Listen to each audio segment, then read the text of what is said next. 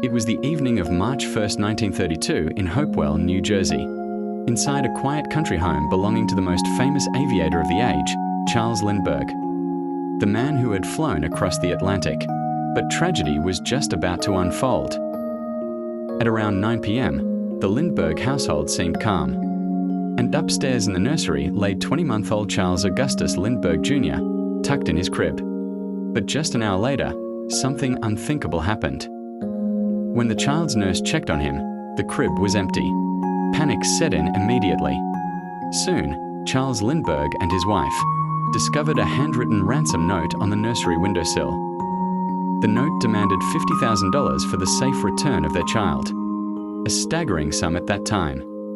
Outside, investigators found a homemade wooden ladder leading up to the nursery window and small footprints in the damp soil below. News spread quickly, and within hours, the story of the missing Lindbergh baby dominated headlines across the nation. And now, Lindbergh, the man who was symbolized as courage and modern achievement, was now at the center of every parent's worst nightmare. Days turned into weeks, and the Lindberghs, desperate for their son's return, worked with both law enforcement and private intermediaries to negotiate with the kidnappers. More ransom notes followed, each cruelly reminding the family of the stakes.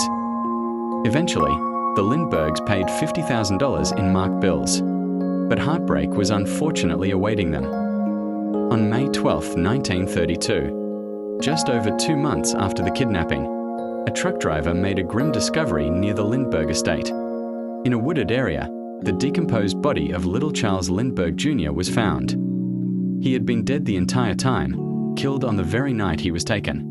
Sadly, the nation mourned bitterly at that time. The crime was described as the most tragic event in American history. But the search for justice stretched on. In 1934, police traced some of the ransom money to a German immigrant, named Bruno Richard Hauptmann. Evidence against him mounted that ransom bills were found hidden in his garage, and handwriting experts claimed his script matched the ones on the ransom notes. Hauptmann was arrested and tried, and in what became known as the trial of the century. He was convicted of kidnapping and murder. He was executed in an electric chair in 1936. But the story didn't end there. Many have questioned whether Hauptmann was truly guilty or simply a scapegoat in a case. The case was so high-profiled that authorities felt pressured to deliver a conviction. Some believe others may have been involved, while others argue the investigation was rushed and flawed. Till this day, it remains one of America's darkest and most haunting crimes in history. It was a story of fame and tragedy.